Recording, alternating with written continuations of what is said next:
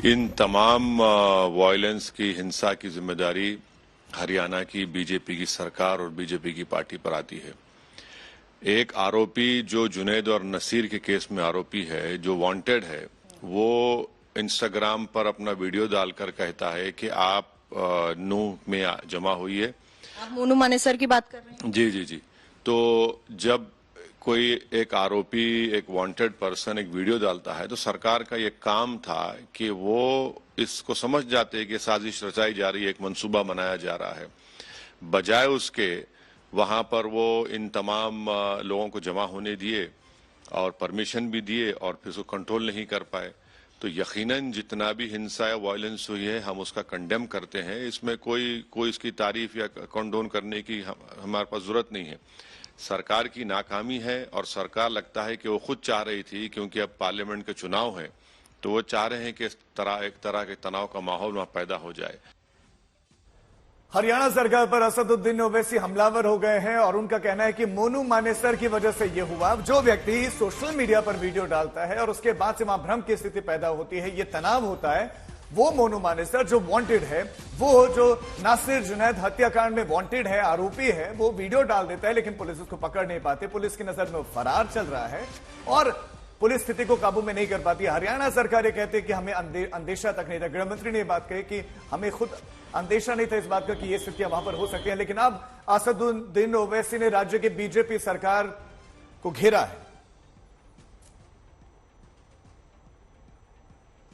ये दो तस्वीरें भी इस बीच हम आपको दिखा रहे हैं। कल की तस्वीर जब हिंसा भड़की थी, गाड़ियां धू कर चलती हुई नजर आ रही थी, 80 से 90 गाड़ियों को आग लगा दिया गया। और आज की तस्वीर हम आपको दिखा रहे हैं जहां बर्बादी के निशान दिख रहे हैं। गाड़ियों को रोड से हटाया गया है ताकि जाम खोला जा सके, लेकिन अभी वहां पर स्थिति नियंत्रण में है, लेकिन तनावपूर्ण दिख रही है। कल और आज के हालत में आप इसमें अंदाजा लगा सकते हैं कि कल का दिन कैसा रहा हरियाणा पर, कैसा ये नूह पर गुजरा कि जख्म दे गया। हर एक गाड़ी, चाहे वो निजी हो या सरकारी संपत्ति हो, सब कुछ जलाकर राख कर दी गई।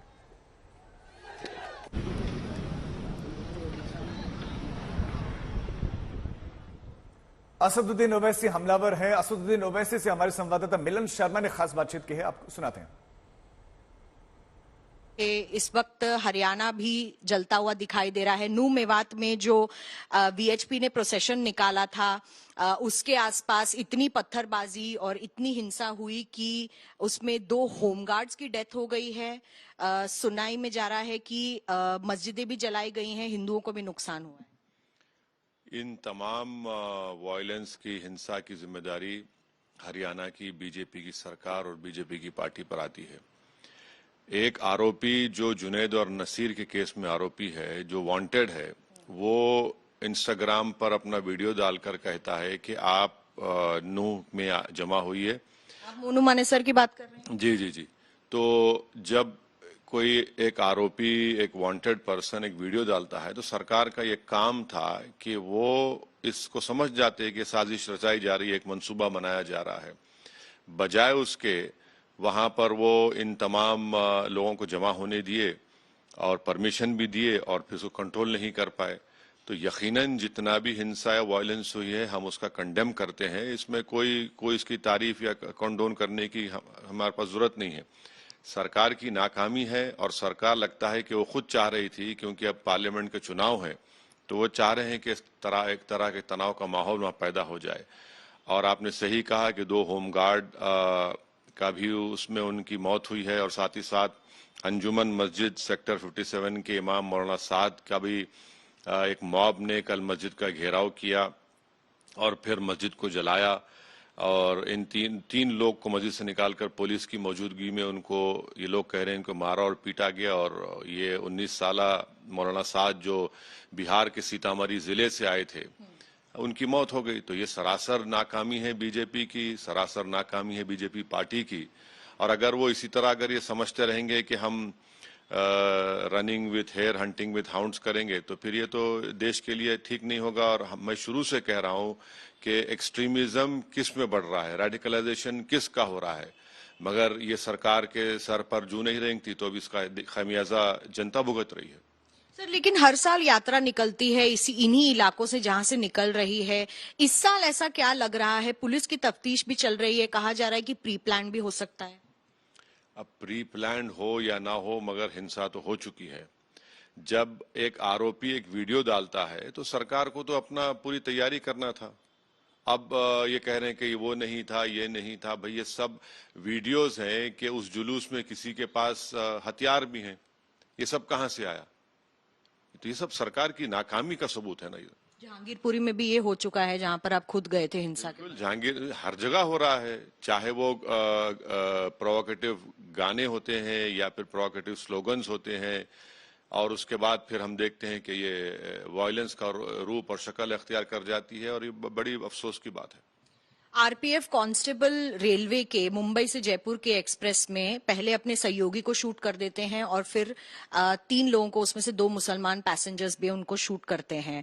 आपने इस बारे में कल बात रखी थी, कहा यह जा रहा है कि हो सकता है वो मेंटली अनस्टेबल हो। ये बकवास है। उनका जो एएसआई था वो लड़ रहा था किसी से, पैसेंजर से।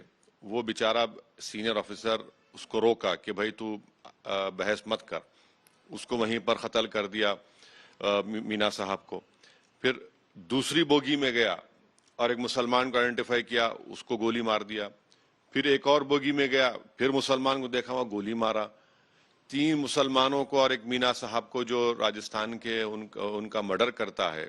और वीडियो है कि एक मुसलमान जो तड़प रहा है, ये हथियार अपना जो लाइसेंस वेपन है उसको लेकर कह रहा है कि इस देश में रहना है तो मोदी और योगी और ये सब बातें कर रहा है। मैं शुरू से ही कह रहा हूं कि ये लोग रेडिकलाइज क्यों हो रहे हैं, ये लोग इतने एक्सट्रीमिज्म पे क्यों जा रहे हैं, ये लोग हथियार उठाकर गोली क्यों चला रहे हैं, इनको लोकतंत्र पे भरोसा क्यों खत्म हो गया है।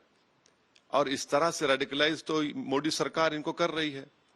पिछले 9 साल से यही तो इनका बहुत बड़ा कंट्रीब्यूशन रहा है, और इसको पागल कहना सरासर गलत है। ये पूरा एक प्री प्लान, प्री मेडिटेटेड तरीके से इसने ये मर्डर किया है। और अगर मिसाल के तौर पर अगर वो शख्स मुसलमान होता तो अब तक क्या होता? आसमान गिर जाता सबके सर पर।